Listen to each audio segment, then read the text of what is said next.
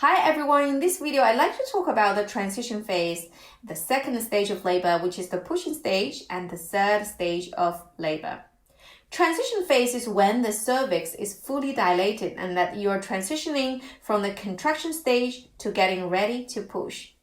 And it only lasts for a very short period of time, and a lot of women won't even notice this period of time.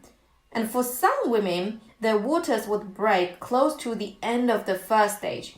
And for these women, you may feel a sudden release of pressure inside you, which has been building up over time, and you will see gush of water coming out. And there are some women that may feel a little uncertain and doubting if they can do this during this transition phase, but this feeling won't last long. This is because the oxytocin, which has built up over time in our body, is meeting with the buildup of adrenaline, which is getting your body ready to push. So if you have this kind of unsure and self-doubt, and just tell yourself you're doing a great job because you're already fully dilated and you're getting ready to push. And now let's talk about the second stage of labor, which is the pushing stage. I want to share with you some tips here. So first of all, you really want to follow your body's urge to push and use deep breathing throughout. Probably try lip flapping breathing. And probably when you're pushing, you want to take big inhale and exhale both from the mouth rather than inhale from the nose and exhale from the mouth, because you want to just take big gush of air in and out. And I have found that big inhale, big exhale through the mouth had been quite effective. And remember, you can say the words, baby's out, and say those words out.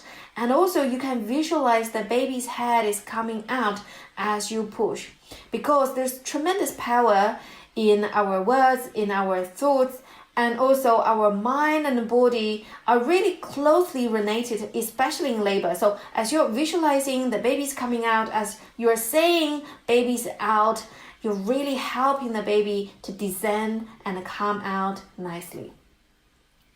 And also remember, this might be a silly one, but I want to note it here because some women have asked me about this. You want to push on the vagina, not the anus.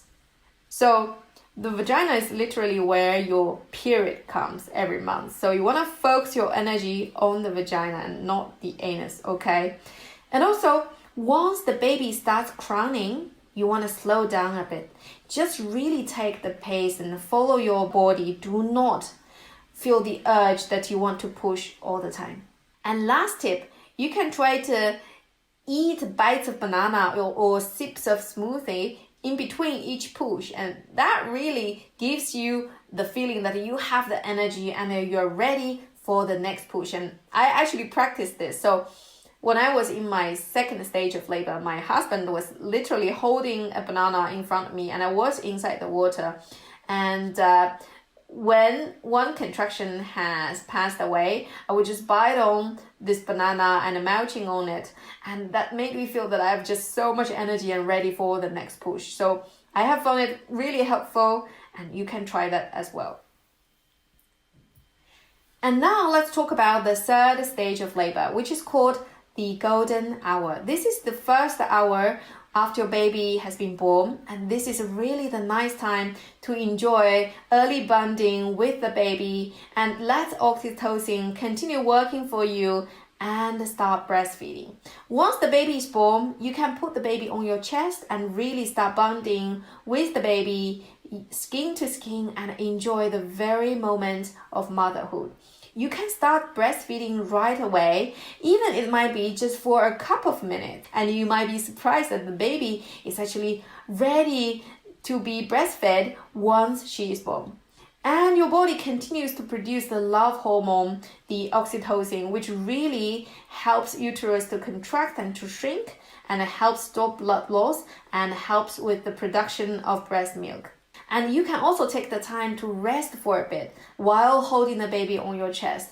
Perhaps enjoy a cup of tea, just as what I did after I delivered my baby. There's really no rush to clamp the cord, so the baby is still getting the remaining blood and the nice nutrition from the cord.